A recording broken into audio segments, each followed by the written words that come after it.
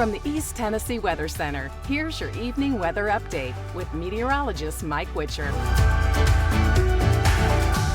Hi, buddy. Sure hope you had a great Saturday. Thanks for checking in with your evening weather update. I'm meteorologist Mike Witcher. As we get into our Sunday, much more of the same. Not much of a change in the forecast. But before we talk about that Sunday forecast, let's talk about the rest of the evening hours because this evening is going to be fantastic. If you are heading off to the football game or doing any sort of tailgating, temperatures will go from the mid 80s at 6 down into the mid 70s by 10 o'clock here tonight.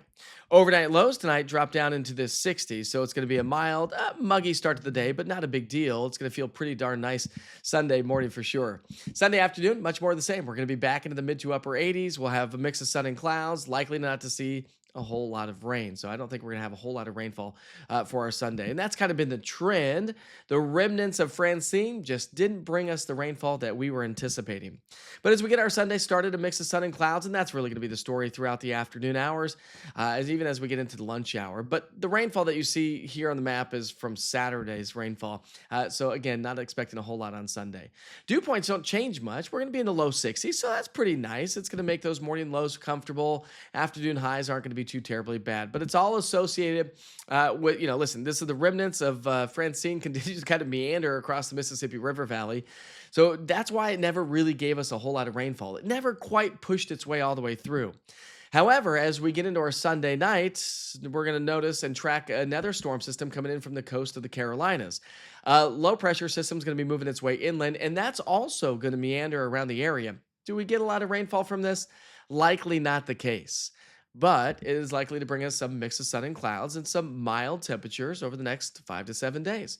So you can see our rainfall forecast is pretty lackluster. When you add it all up over the next 7 days, it's just not going to add up to a whole lot. So we're, again, just not looking at a whole lot of rainfall, which is not good news because, well, we haven't had a whole lot of rainfall so far this month. And as we look ahead for the rest of the month, we're likely to be trending on the drier side. And temperatures aren't too bad. We're going to be trending at or slightly below average, with the potential for some above average temperatures over the next, say 10 to 14, or maybe even more days beyond that. So check in with the East Tennessee Weather app. It's your one-stop shop for weather right here in East Tennessee.